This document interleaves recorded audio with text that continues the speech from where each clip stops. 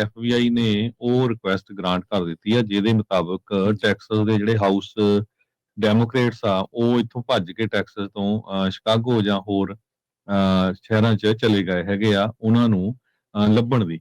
ਇਹ ਜੋ senator Carney ਆ, ਜੌਨ ਕਾਰਨੀ, ਉਹਨਾਂ ਨੇ ਇਹ ਦੱਸਿਆ ਹੈਗਾ। ਸੋ ਇੱਕ ਵੱਡਾ ਇਸ਼ੂ ਟੈਕਸਸ ਦੇ ਵਿੱਚ ਬਣਿਆ ਹੋਇਆ, ਕਿਉਂਕਿ ਟੈਕਸਸ ਦੀ ਜਿਹੜੀ ਸਟੇਟ ਦੀ ਗਵਰਨਮੈਂਟ ਆ ਉਹ ਚਾਹੁੰਦੀ ਆ ਵੀ ਰੀਡਿਸਟ੍ਰਿਕਟਿੰਗ ਕਰਨ ਦੇ ਲਈ, ਤੇ ਡੈਮੋਕ੍ਰੇਟ ਜਿਹੜੇ ਆ ਉਹ ਨਹੀਂ ਚਾਹੁੰਦੇ ਹੈਗੇ। ਦੂਸਰੀ ਜਿਹੜੀ ਸਭ ਤੋਂ ਵੱਡੀ ਅੱਜ ਦੀ ਮੇਨ ਖਬਰ ਹੈਗੀ ਆ ਉਹ ਟੈਰਿਫਸ ਨੂੰ ਲੈ ਕੇ। ਟੈਰਿਫ ਆਲਰੇਡੀ ਲਾਗੂ ਹੋ ਚੁੱਕੇ ਆ ਬਹੁਤ ਸਾਰੇ ਮੁਲਕਾਂ 'ਚ ਅੱਜ ਤੋਂ ਹੀ, ਤੇ ਜਿਹੜੇ ਆਪਣੇ ਕਮਰਸ ਸੈਕਟਰੀ ਹੈਗੇ ਲੁਟਨਿਕ, US ਦੇ ਕਮਰਸ ਸੈਕਟਰੀ ਹਾਵਰਡ ਲੁਟਨਿਕ, ਉਹਨਾਂ ਨੇ ਇਹ ਕਿਹਾ ਵੀ $50 ਬਿਲੀਅਨ ਸਾਨੂੰ ਹਰ ਮਹੀਨੇ ਜਿਹੜਾ ਟੈਰਿਫਸ ਆ ਉਹਨਾਂ ਤੋਂ ਮਿਲਣਗੇ।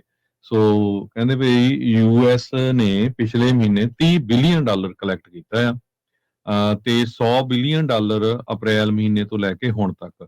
ਪਰ ਜਿਸ ਹਿਸਾਬ ਦੇ ਨਾਲ ਜਿਹੜੇ ਟੈਰਿਫ ਆ ਵਧਾਏ ਗਏ ਹੈਗੇ ਆ, ਸੋ $50 ਬਿਲੀਅਨ ਐਵਰੀ ਮੰਥ ਜਿਹੜੇ ਪੈਸੇ ਆ ਉਹ ਗਵਰਨਮੈਂਟ ਨੂੰ ਕਲੈਕਟ ਹੋਣਗੇ। ਸੋ ਬਹੁਤ ਸਾਰੀਆਂ ਕੰਪਨੀਆਂ ਦੇ ਉੱਤੇ ਅਨਸਰਟਨਟੀ ਹੈਗੀ ਆ। ਕ੍ਰੌਕਸ, ਉਹਨਾਂ ਦੇ ਸ਼ੇਅਰ 25% ਡਾਊਨ ਚੱਲ ਗਿਆ, ਜਿਹੜੇ ਸ਼ੂ ਵਗੈਰਾ ਹੋਰ ਮੁਲਕਾਂ 'ਚੋਂ ਬਣਾਦੇ ਆ। ਤੇ ਵੱਖ-ਵੱਖ ਮੁਲਕ ਸੋਚ ਰਹੇ ਵੀ ਹੁਣ ਕਿਸ ਤਰ੍ਹਾਂ ਜਿਹੜਾ ਆਪਾਂ ਕਰੀਏ।